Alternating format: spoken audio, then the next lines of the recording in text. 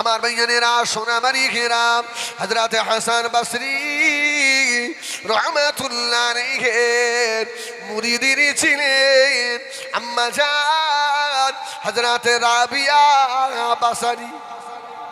কি রাবিয়া বসরি বড় পীর না হাসান বসরি বড় পীর? হ্যাঁ, হাসান বসরি। কিন্তু রাবিয়াকে আল্লাহ অনেক উচ্চ মাকাম দিয়েছিলেন হাসান বসরির দোয়ায়। জোরে বলুন সুবহানাল্লাহ। হাসান বসরি বলছে, রাবিয়া আমি তোমার বিয়ে করব, আমি তোমারে বিয়ে করব। তো রাবিয়া বসরি বলছে, হুজুর ইয়া আবার কি কথা, তুমি আমার হুজুর নয়, তুমি আমার বিয়ে করলে হয়? তো হালাল ব্যাপার। হযরত রাবিয়া বসরি বললেন, ও আমার পীর হযরত হাসান বসরি, যে উদ্দেশ্যে আমাকে বিয়ে করবে ওই জিনিস তো আমার ভিতরে কিছুই নাই, সব শেষ। বলছে কি করে রাবিয়া,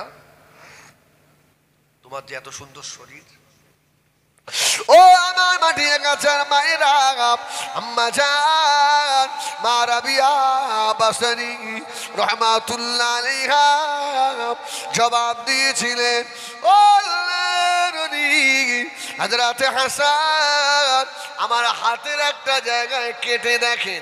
হযরত মা রাবিয়া বসরি একটা ছুরি ব্লেড দিয়ে হাতের এক জায়গায় কেটে ফেললে, এইভাবে ফাঁকা করে তুললেন। রাবিয়া শরীর দিয়ে এক ফোঁটা খুন বার হয় না। রাবিয়ার গোশতগুলো যেন পুড়ে পুড়ে ছাই হয়ে গিয়েছে।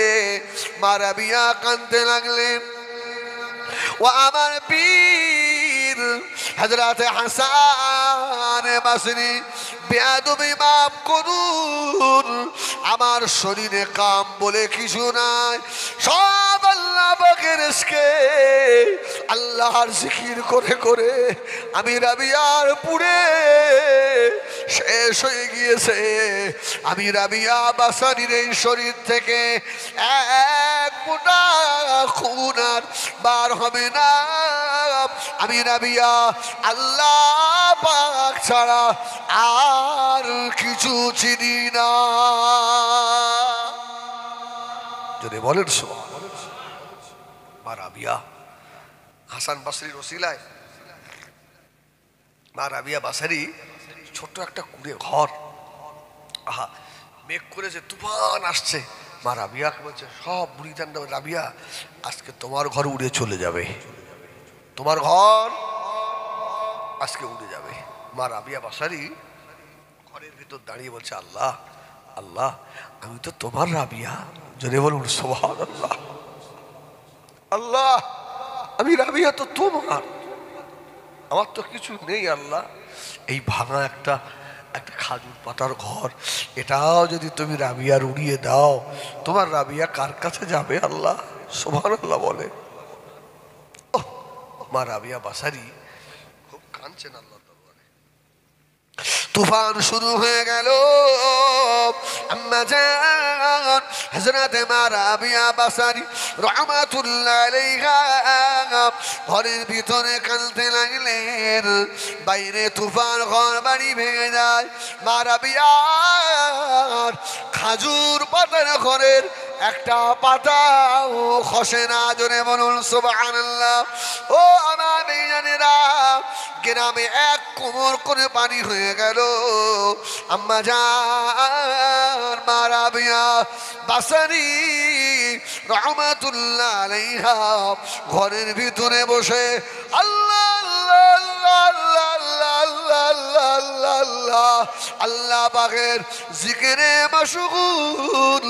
মা রাবিয়া বসরি ঘর থেকে বার হয়ে দেখে রাবিয়ার ঘরের পাশে পানিগুলো এসে আর পাঁচিরের মতো দাঁড়িয়ে রয়েছে। জোরে বলুন সুবহানাল্লাহ। ও ভাইজানেরা, পানি কার হুকুম মানে? আল্লাহ। আল্লাহ আল্লাহ বলেছে, খবরদার আমার রাবিয়ার, ওর তো আমার। সুবহানাল্লাহ বলেন। আমার রাবিয়ার ঘরে যেন এক ফোঁটা প্রবেশ না করে। জোরে বলুন সুবহানাল্লাহ। আম্মা জান মা রাবিয়া বাসারি ইন্তেকাল হয়ে গেলেন।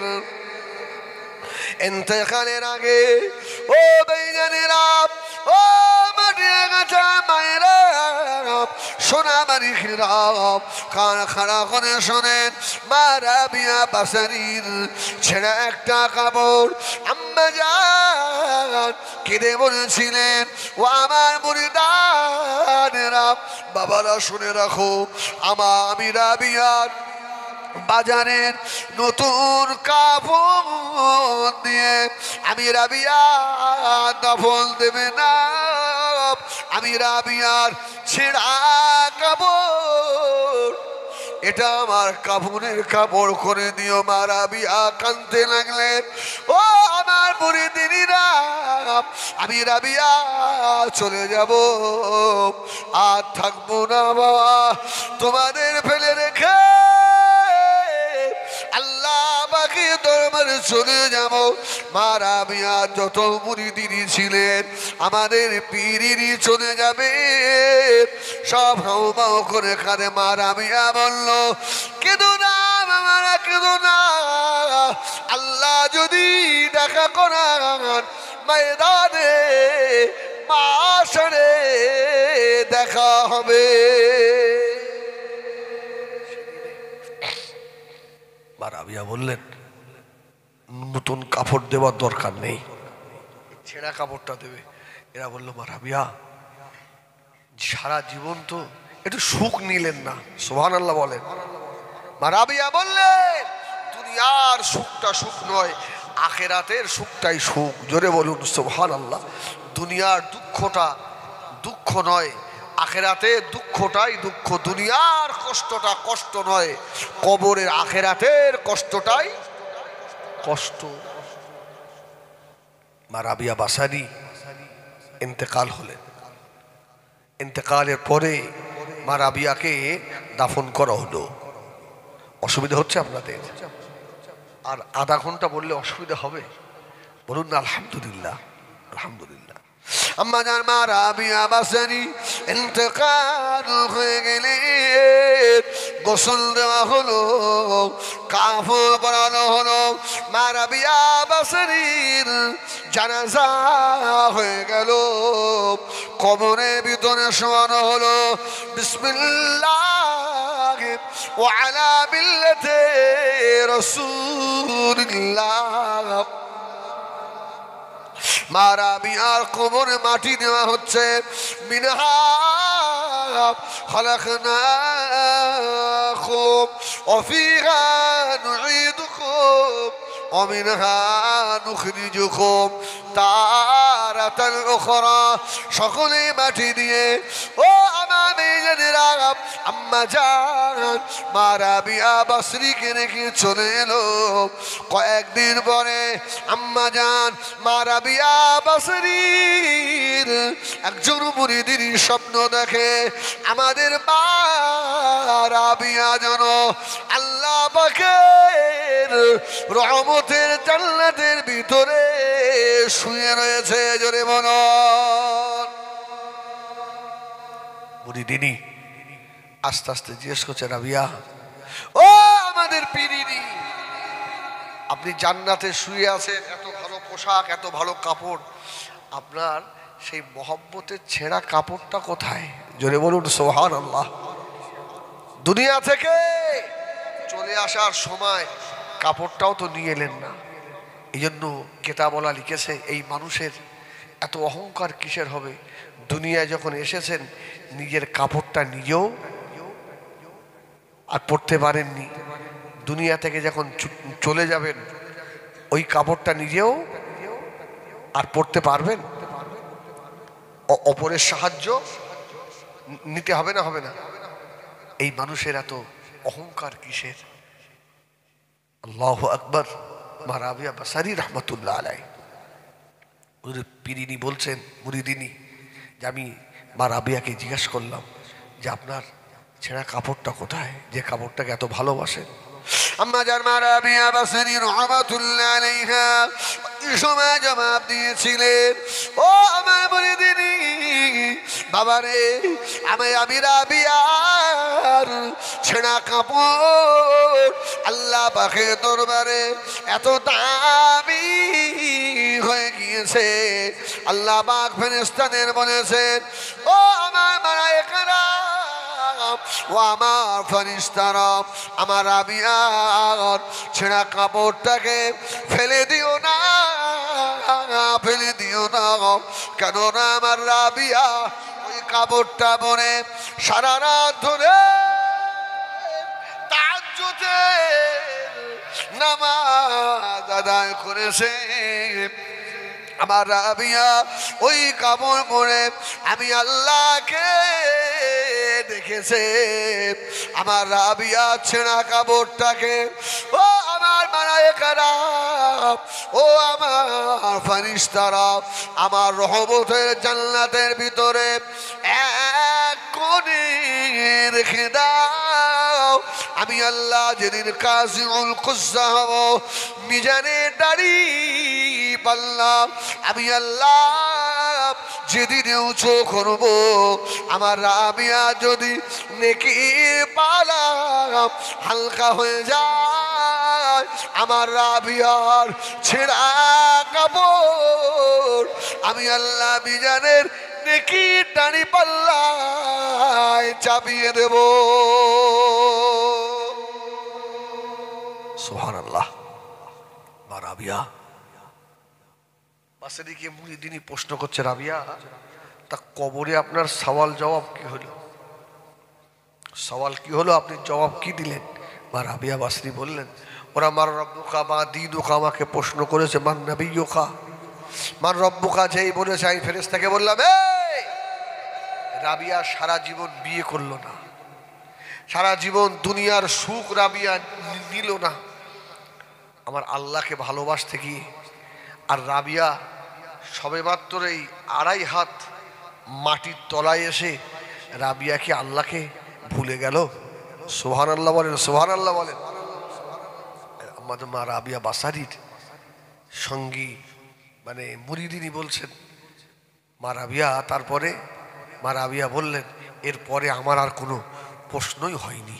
জোরে বলুন সুবহানাল্লাহ। রাবিয়া বলল, ফেরেশতা, দুনিয়ার জমিনে আমি আমার আল্লাহকে কোনোদিন ভুলে যাইনি, আর সবে মাত্র এই 2.5 হাত মাটির তলায় এসে আমি আমার রবকে ভুলে গেলাম।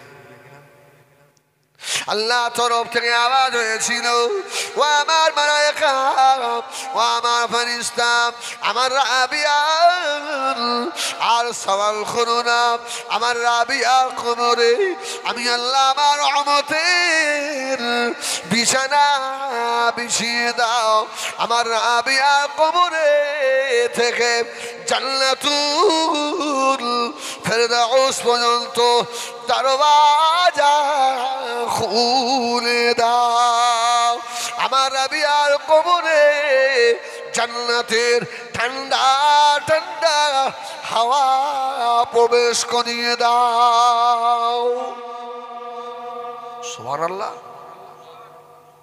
আমার সোনা মানিক, এই জন্য দুনিয়া জিন্দেগিটা যদি একটু কষ্ট করতে পারেন, আখেরাতের জিন্দেগি ভালো হবে না? হবে না? আর দুনিয়ায় যদি সুখ নেন, হ্যাঁ দেখবেন দুনিয়ায় যারা একটু হাবলা, একটু পাগল বসেন, এদের কোনো দাম আছে? বল না, তোর দাম দেয়? তোর দাম দেবে তো, দেখতে সুন্দর। হ্যাঁ, একটু হাবলা পাগলাদের কোনো দাম আজ গ্রামে? এই মাদ্রাসা কমিটিতে ওদের নেয়, মসজিদ কমিটিতে কিছু বোঝে না, কোথাকার পাগল। জলসার তো আশেপাশে আসছি দেয় না। এখন সব যুবক ছেলেদের যা অবস্থা, ও পাগল পাগলের মতো থাকে।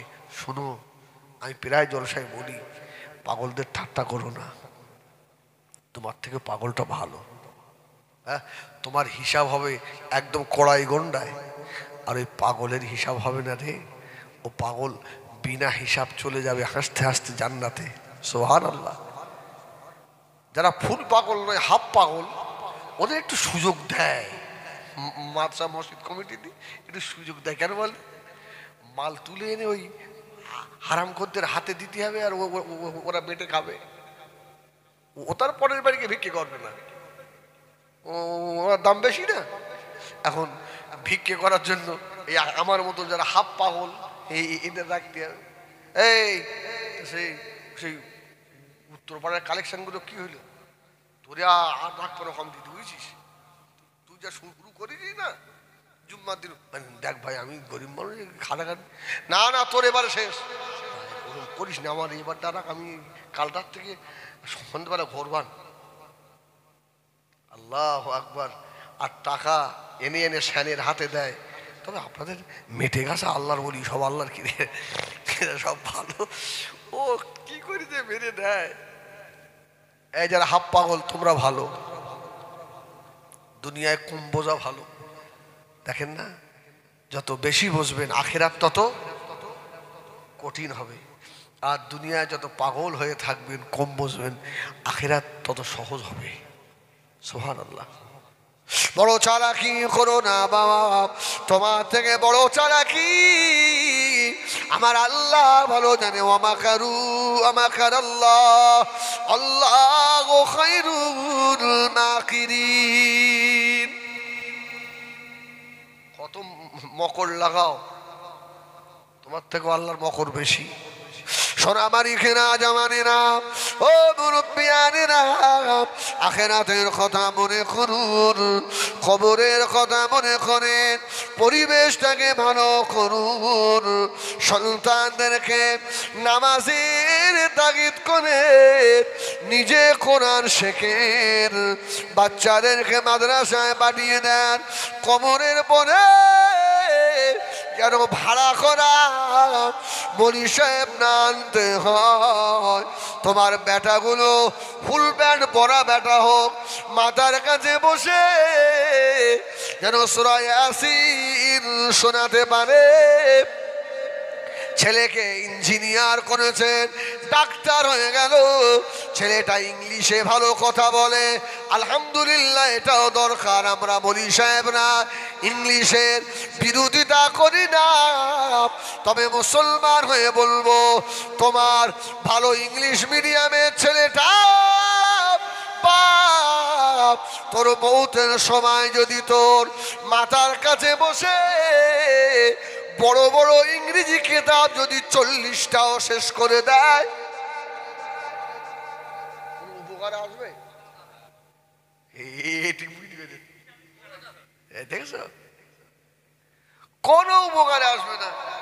আর তোর মানসার ভিক্ষা করা খাওয়া ছেলেটা যদি মাথার কাছে বসে ইয়াসিন ব্যাস এতটুকু শুরু করবে, আল্লাহ বলছে আমি ওর মৃত্যুর কষ্ট আসান করে দেবো।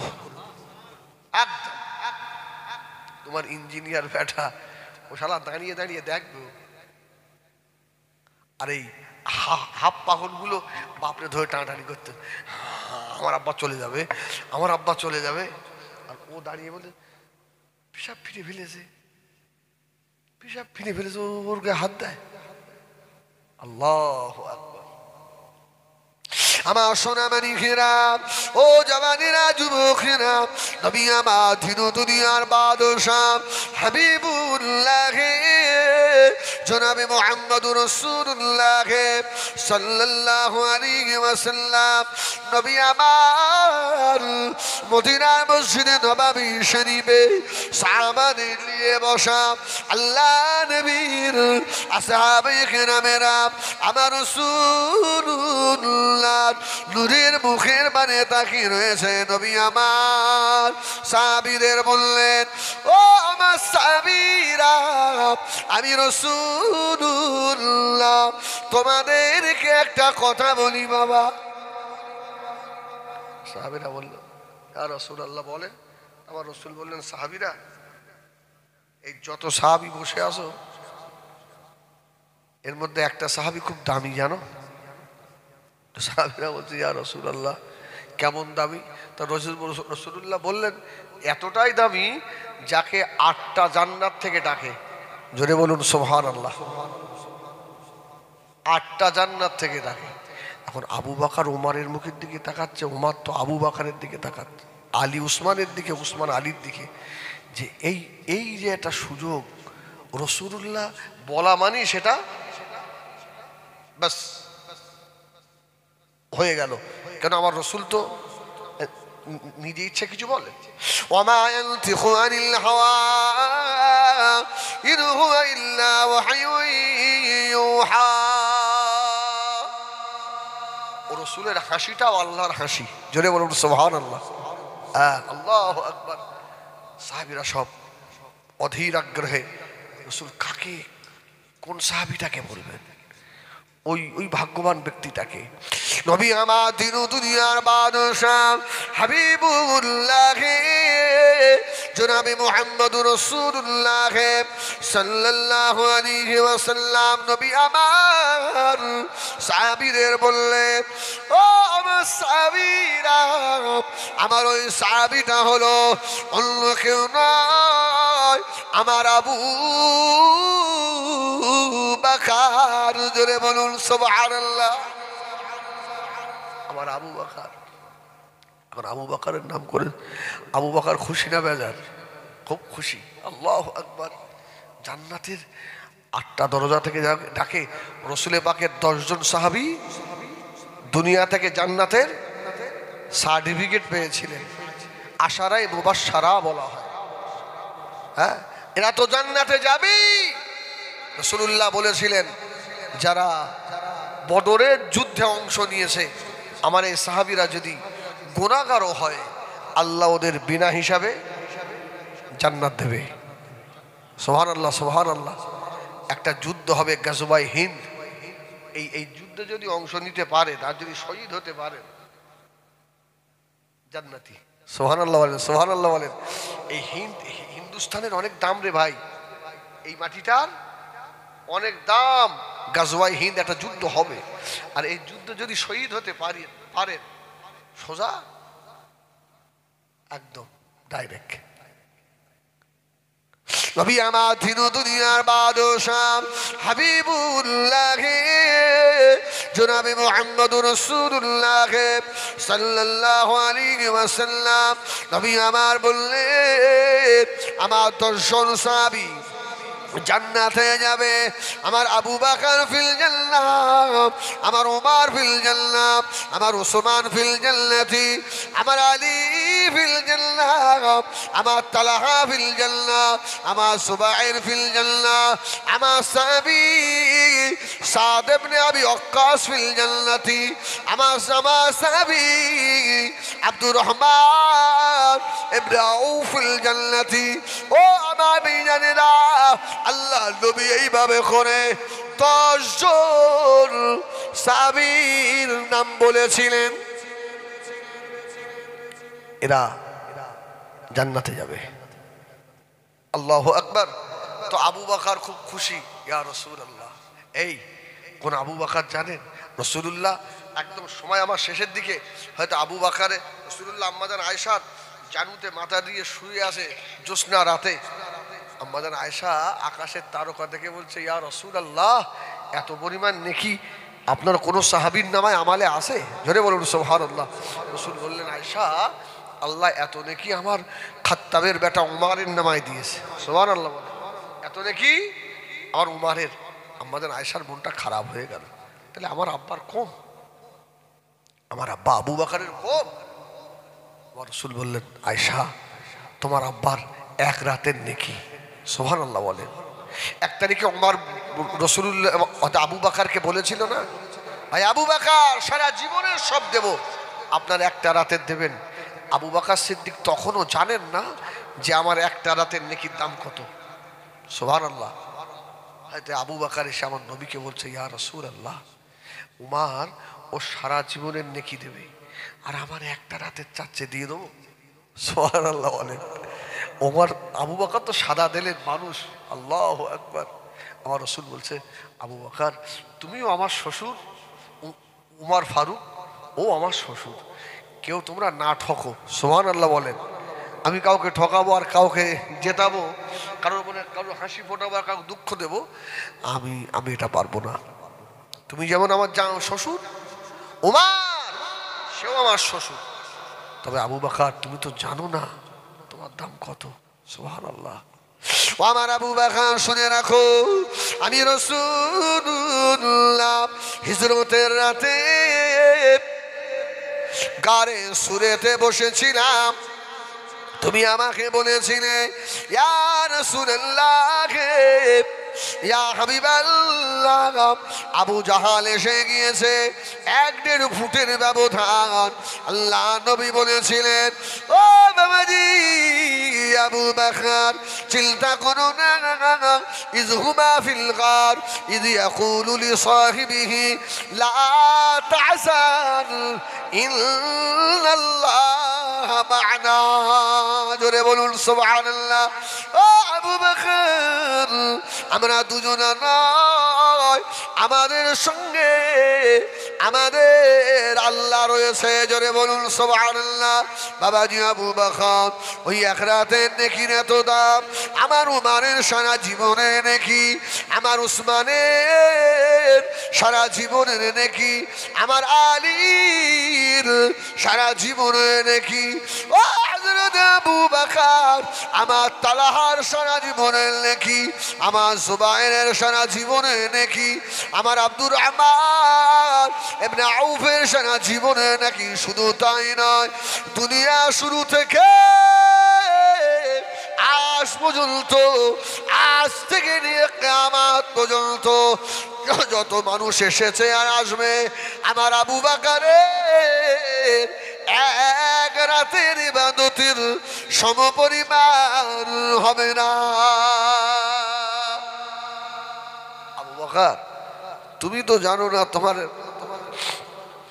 এক রাতের নেকি তোমার দাম কত। উমার তো চালু মানুষ, ও সারা জীবনেরটা দিয়ে ও এইটা তোমার কাছ থেকে নিয়ে নেবে। সুবহানাল্লাহ সুবহানাল্লাহ। তুমিও শ্বশুর আর ও শ্বশুর, আমি কাউকে, আমি রাসূলুল্লাহ ঠকাতে পারবো না। সুবহানাল্লাহ বলেন। আহা কোন আবু বকর, রাসূলুল্লাহ ইন্তেকালের পরে আবু বকরের মুখ দিয়ে গোশত পোড়ার ঘ্রাণ বার।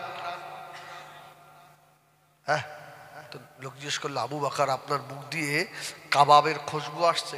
আবু বকর বললেন আমার রসুলের ইন্তেকালের পরে শোকে শোকে আমার ভিতরে দিল কলিজা পুড়ে কাবাব হয়ে গেছে। সুবহানাল্লাহ বলেন। আহা, তা আবু বকর যে জায়গাটায় শুতেন, আমি ইতিহাস বলছি, যে জায়গাটায় শুতেন ওই জায়গার উপরে একটা সাদা কাপড় দেওয়া থাকতো। মুখের এই বাষ্প মানে অক্সিজেন হাওয়া বার হয়ে বিড়ি খেলে যেমন সাদা জায়গাগুলো হলুদ হয়ে যায়, ওইরকম হলুদ হয়ে গেছিল। আবু বকর বললেন আমার রাসূলুল্লাহ ইন্তেকালের পরে আমি আবু বকর আমার ভিতর শেষ হয়ে গেছে, আমার রাসূল দুনিয়ায় নেই। সুবহানাল্লাহ। আমার ভাইরা অনেক কথা, এখন সালাম কিয়াম হবে, একটু দোয়া হবে। কেন যাবো তো অনেক রাস্তা, 3 ঘন্টায় কি করে যাব তাই ভাবছি। সেই আপনার কোলাঘাট রাস্তাটা কম নয়, 4টে উঠতেই হবে, সেখানে গিয়ে দোয়া করেন আল্লাহ যেন সহি সালামতে আমাকে পৌঁছে দেন। বলেন আল্লাহুম্মা আমিন। সকলে আসেন, সব মালগুলো এক জায়গায় করলেই আল্লাহু আকবার। সকলে আসেন, একটু সালাম পড়ে নি। ইয়া নবী সালাম,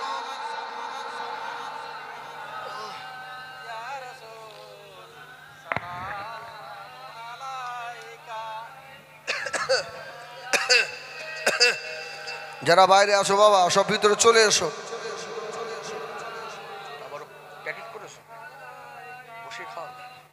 আলহামদুলিল্লাহ আমাদের কমিটির ছেলে খুব সুন্দর তাবারক করেছে, বসেই খাওয়ানো হবে, প্যাকেট নয়।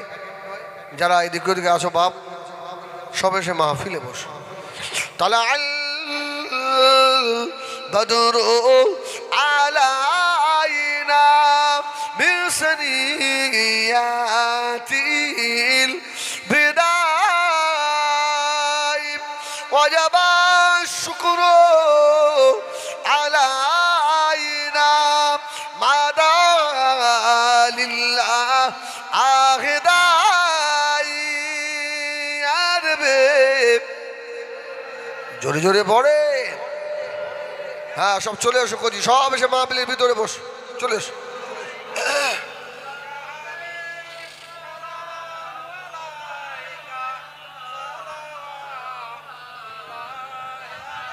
जब नबी पैदा हुए थे सब मालाख दर पर खड़े थे, रब सल्ली पर रहे थे, बादाब यूं कहे रहे थे, या नबी सलामुन या रसूल सलामुन।